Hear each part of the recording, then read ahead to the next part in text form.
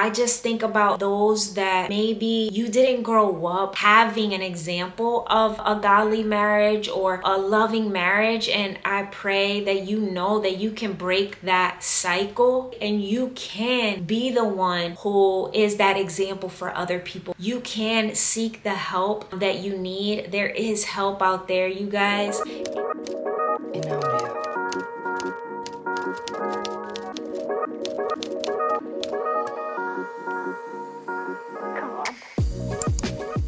Hey you guys, thank you so much for pressing play. I'm really excited for this video. It's been on my mind to post this since I first listened to this interview like almost a month ago. Before we get into today's video though, if you're new to my channel, my name is Bridget. My goal with every video is to encourage, even if it's just one person. I do that by sharing my life, sharing what's on my heart, sharing how God is growing me and molding me.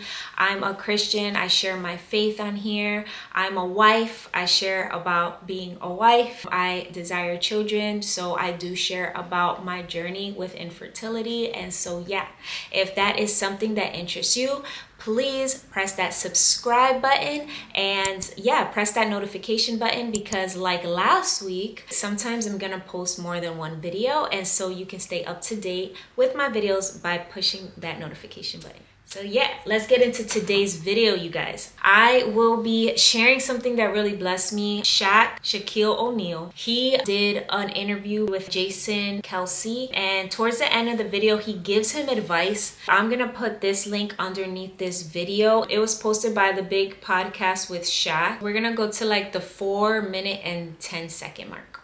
Advice to you is, if you are going to retire, yes, accept it. Enjoy your family, brother. thank you. I made a lot of dumb mistakes to where I lost my family and I didn't have anybody. That's not the case for you. So enjoy your beautiful wife, enjoy your beautiful kids, and never dwell on what we had. Yeah. What we had is what we got. You got the ring. People know who you are. Enjoy it. Because again, I was an idiot. And I've talked about this a long time. Lost my whole family. Been a 100,000 square foot house by myself.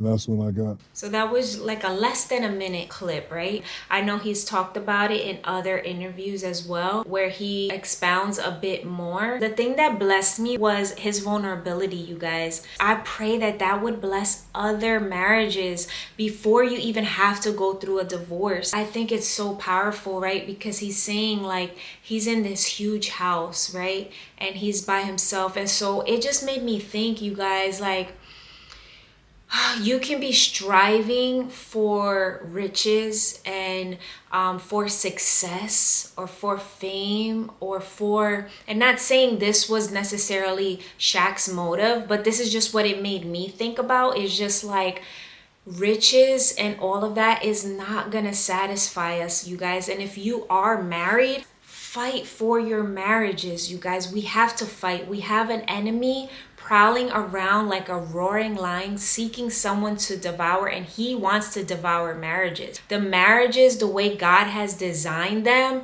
has been twisted and twisted and twisted over and over again. The enemy is not pleased by godly, long-lasting marriages. If your marriage is going through a rough patch right now, don't give up. Open up, seek a biblical church in your area that can help you in this area. Open up to a friend about it. Don't go through this alone, you guys. You can make it, you guys. You can make it. Underneath this video, I'm gonna be putting resources. There's gonna be counseling services. I have other testimony videos. I'll link them underneath the video of couples that have been through trials. They've even broken up. They've even gotten divorced, and then they got back together. They got remarried. Listen, I've heard testimonies of people who've been married for like 30 years, right? And let's say they went through like 5 years of hardship, but then the rest was 25 years. They say that after they got restored and they were both humbled, right?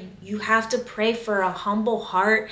You have to pray for your spouse to have a humble heart, right? Put that pride aside.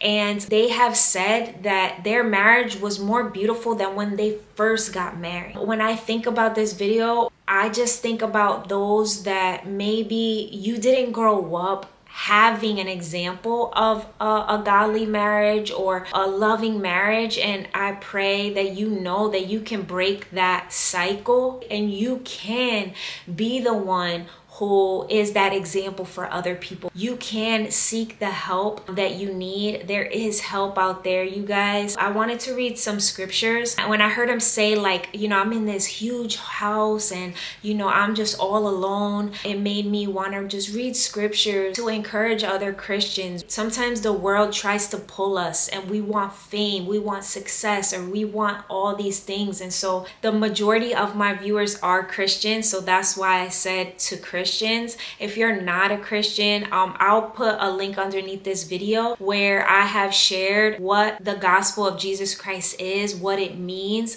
I'll put that underneath the video so you can look more into that too. But the scriptures that I wanted to read, there's a couple. I'm just going to read them back to back. So Hebrews 13:5 says, keep your life free from love of money and be content with what you have. For he has said, I will never leave you nor forsake you. 1 John 2:15 through 16 says, do not love the world or the things in the world. If anyone loves the world, the love of the Father is not in him. For all that is in the world, the desires of the flesh and the desires of the eyes and the pride of life is not from the Father, but is from the world. Proverbs 28:6 says, better is a poor man who walks in his integrity than a rich man who is crooked in his ways.